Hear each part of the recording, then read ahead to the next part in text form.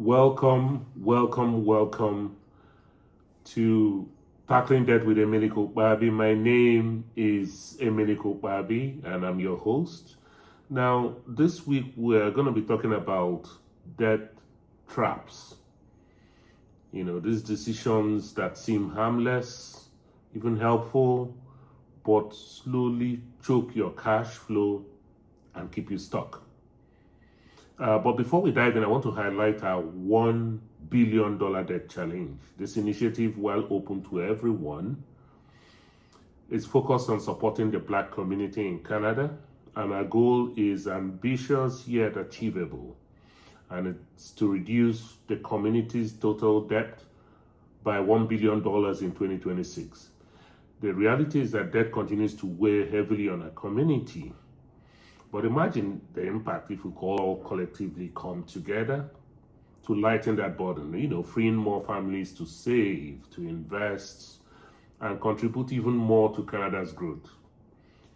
That number may seem large, but let's break it down. If 100,000 families each reduce their debt by $10,000, we'll reach our target with over 5.4 million members in the Black community across Canada. We might even surpass that.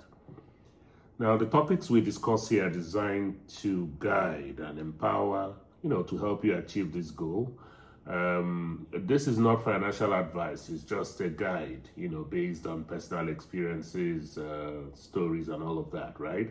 We're still developing a community-wide tracker to monitor our collective progress. In the meantime, you can start by tracking your personal debt reduction daily, weekly, monthly. Every step counts. Okay, so let's dive in. If you're a new immigrant in Canada, if you're part of the African Caribbean community, or you're just tired of feeling like your money disappears before you even see it, this episode is for you. By the end of our time together today, you know the 5 biggest debt traps to avoid, the psychology behind why we fall for them, and some simple steps you can take this week to protect yourself and your family. Okay, let me just tell a little familiar story. A sister moves from Jamaica to Toronto, find a small apartment, gets her first credit cards, signs up for buy now, pay later on furniture. That's very common, right? And then takes on a car loan because, well, everybody here drives. Nothing seems huge on its own. The monthly payments all look manageable. But a year later, every paycheck is already spent before it arrives. She's working hard, nothing is changing, and the balances rarely move. That's what I call a debt trap. Now, the debt trap is any situation where the debt is structured. The interest, the fees, and tiny minimum payments makes it very hard to ever get out. You keep paying, but you don't really progress. Today, I want us to stop walking into these traps blindly and start seeing them clearly. Now, the first one we're going to talk about is the buy now, pay later, and zero interest deals. So let's start with that. Buy now, BNPL, they call it, those famous zero interest for 12-month deals. On the surface, it sounds friendly. Split this into 4 easy payments. No interest is paid, or rather, no interest if paid by this date. Get it now, pay later, all this kind of stuff, right? Now, it feels like the company is helping you. It feels like, this is my chance to finally get that couch, that TV, that phone, and so on and so forth, right? But here's what actually happens. First, this offers encourage you to say yes to things you cannot truly afford. Instead of asking, can I afford this? Your brain switches to, can I handle the monthly payment? You see? Second, they stack up. They buy now, pay later for furniture, one for a phone, one for clothes, and suddenly you have 3, 4, 5 small payments hitting the same paycheck you know. At the same time, none of them look huge, but together they squeeze you. Many of these deals have a catch. If you miss one payment or you don't pay off the full balance by the deadline, the interest and fees kick in.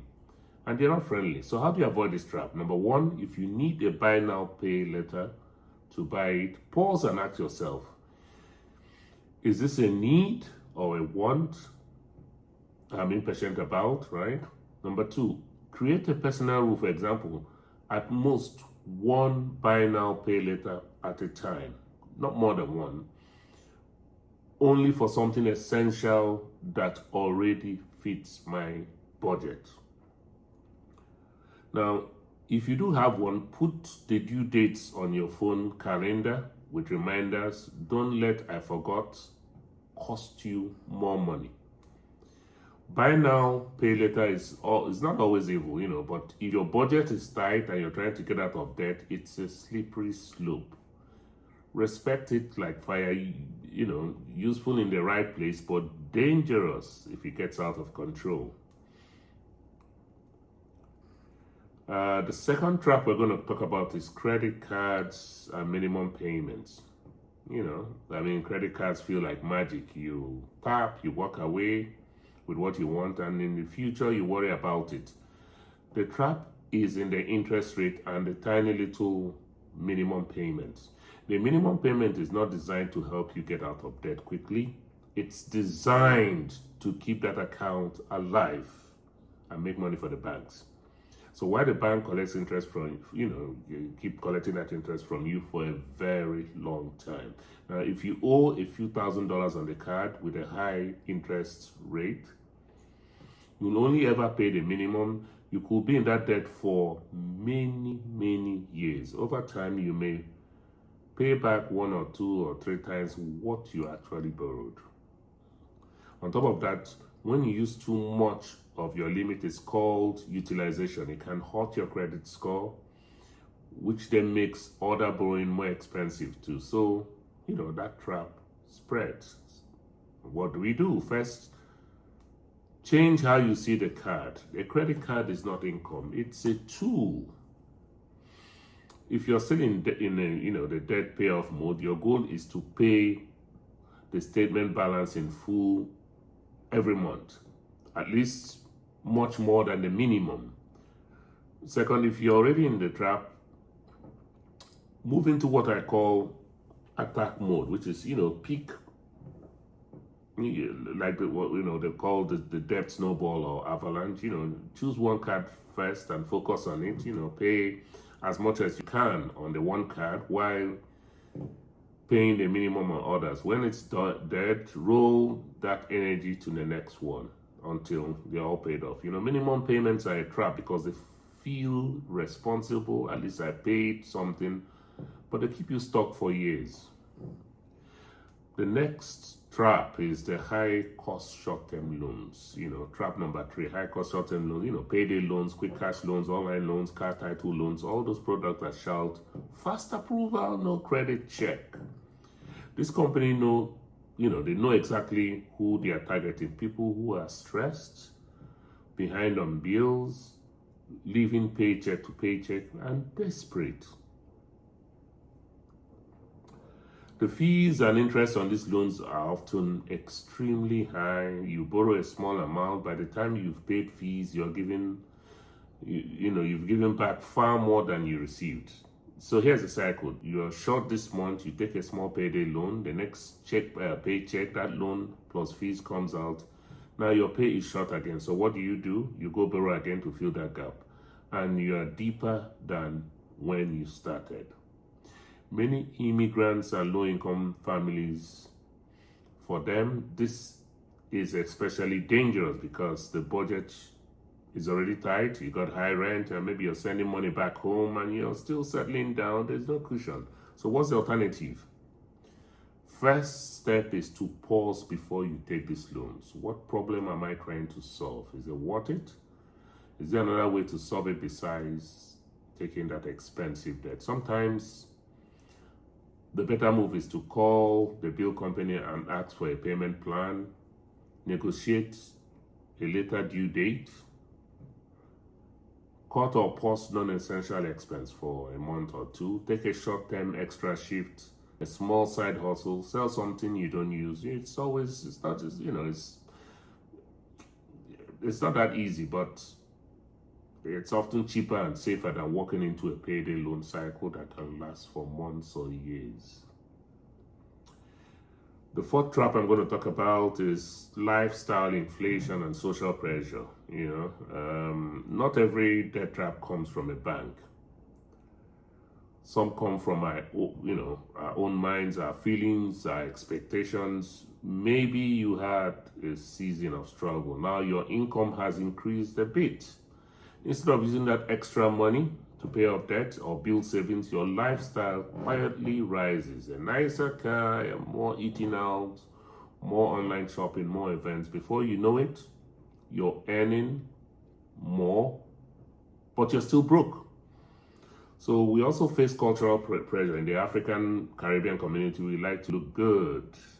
There's a saying back in Nigeria where I come from. They say, "Buru buru, make me shine." We want to show we are doing well. We feel the pressure to attend every party, buy the right clothes, give generously, send money home, help everyone. Those desires are not bad, but when you finance them with debt, they become a trap.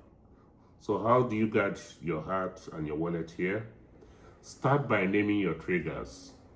Is it stress that sends you to online shopping? Is it social media that makes you feel behind? Is it that pressure? Is it family or community pressure that makes you say yes when you can't afford it? Once you can name it, you can challenge it, Then set simple rules for yourself. For example, I don't want to use debt for clothes or eating out. I wait 24 hours before any non-essential purchase over a certain amount. If I'm already over budget this month, I say no. Even if everyone else is saying yes. You deserve a good life, but a lifestyle financed by debt often becomes a prison. Let's choose long-term freedom over short-term appearance. The last debt trap I'm going to talk about is housing and car decisions that are too big. For many immigrants, the biggest financial pressure isn't coffee, it's rent and transportation. Housing costs in many cities are high. Without a long credit history or big savings cushion, it's easy to end up in an apartment that takes a huge portion of your income. Add that to the car loan that's too large, maybe, to keep up with the Joneses. And suddenly, most of your paycheck is locked into fixed amount, your mortgage, your car payments. When housing and car payments together eat up most of your income, you leave yourself no room to save, invest, or even pay down debt. One small emergency can push you straight into credit cards or payday loans. So here's a simple check. Look at the total housing plus your transportation costs, rent, mortgage, plus car payments, plus insurance, gas, parking. If these two categories together are swallowing more than half of your take-home pay, you're in a dangerous zone. If that's you, I'm not saying this to shame you, right? I'm saying so you can start planning a way out. Maybe consider shared accommodation for a season. Maybe your next car should be a reliable used one instead of buying something brand new that you can't afford. Or maybe you should choose a location and transit,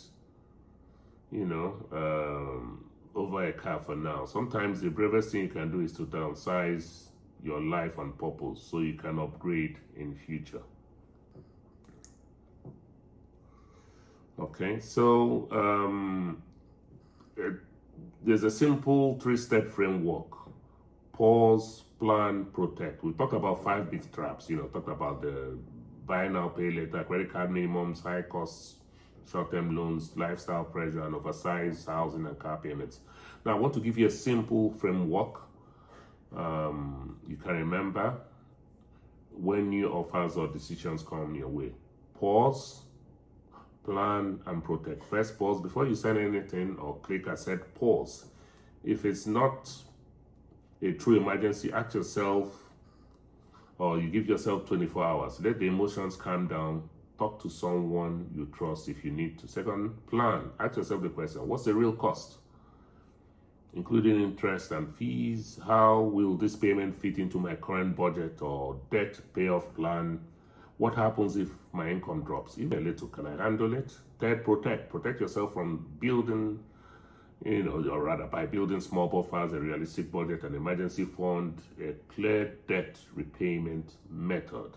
The stronger your basic plan is, the less likely you are to be forced into desperate high-cost borrowing when life happens.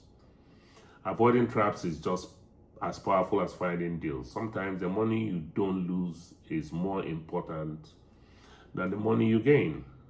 Okay? So before we sign up today, I want to make a heartfelt appeal. Are you struggling with overwhelming debt? Are you feeling trapped or ashamed to talk about it? Maybe it's been hard to reach out to friends or family because of how heavy it feels. Please know that you don't have to face this alone. Reach out to me. I can connect you to people who can help, with professionals who can help without judgment. You can contact me at any time. There's an email down there, Emelike Ukpabi1@gmail.com. Now, if this inspired you, please share this video with someone in a community and comment, I'm in to join the $1 billion debt challenge. And subscribe, can click that subscribe button on my YouTube channel. Let's turn debt into freedom, one Black Canadian at a time. See you next episode. Bye.